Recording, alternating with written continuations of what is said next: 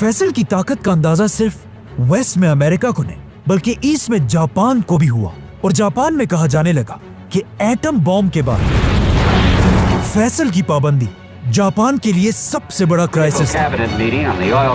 अब जब अमेरिका के हालात बहुत ही खराब हो गए, अमेरिका की बर्दाश्त की हद खत्म हो गई और अमेरिका में सीक्रेट मीटिंग्स होने लगी, जिसमें अमेरिकन ये प्लान करने लगे कि अगर फैसल ने ये पाबंदी खत्म नहीं की तो अमेरिका अपनी पूरी ताकत के साथ फैसल के सऊदी अरब पर हमला कर देगा और उसे हटाकर किसी और शहजादे को तख्त पर बिठा देगा।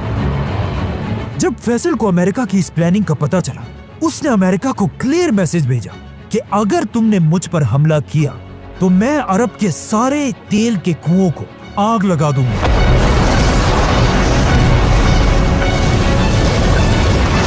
जिससे तुम्हारा अमेरिका तबाह हो जाएगा। ये सुनकर अमेरिका ने फैसल से कहा कि अगर तुम ऐसा करोगे तो तुम्हारा क्या होगा? जिस पर फैसल ने कहा कि हम तो हमेशा से डेजर्ट के गरीब लोग थे, हम पहले भी ऊंटों और खजूरों से गुजारा करते थे और अब भी दोबारा वही करेंगे, लेकिन तुम लोग तेल के बगैर जिंदा भी नहीं रह सकोगे। जिसके बाद फैसल ने अपनी फेमस स्पीच की और कहा, ऐ लोगों, मैं वो बादशाह नहीं हूँ जो ऑफिस में बैठकर टेलीफोन पर जंग करे, बल्कि जब जंग का वक्त आएगा तुम सब मुझे फौज के फ्रंट पर देखोगे और मुझे पता है कि हमारे इन खतरनाक फैसलों से वेस्ट और ईस्ट सब हम पर गुस्सा है, लेकिन मुझे इस सब की कोई परवाह नहीं। फलस्तीन की आजादी के लिए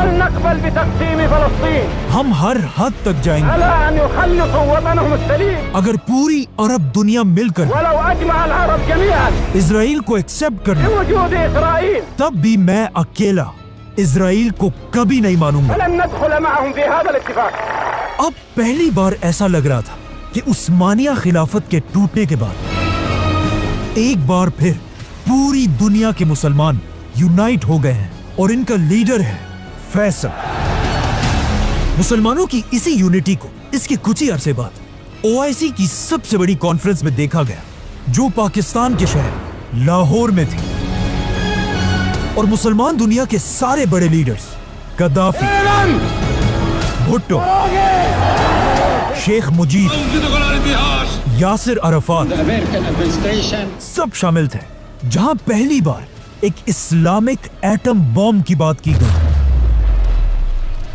इसी कॉन्फ्रेंस में एक बहुत ही फेमस पिक्चर ली गई, जिसमें सारे बड़े लीडर्स मिलकर एक मस्जिद में बैठे हुए हैं। लेकिन अजीब बात यह है, इस पिक्चर में जितने भी लीडर्स हैं, उन सबको एक एक करके आगे जाकर मार दिया गया।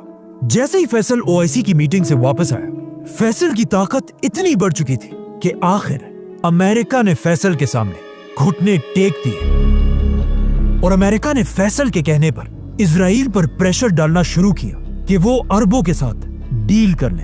जिसके बाद अमेरिका, यूरोप, जापान सब मिलकर फैसल के सामने हाथ जोड़कर तेल की भीख मांगने लगे। तो अब जब फैसल की डिमांड्स पूरी हो गई, उसने अमेरिका से पाबंदी हटा दी। लेकिन पाबंदी हटाने के बाद भी तेल की प्राइस नीचे नहीं आई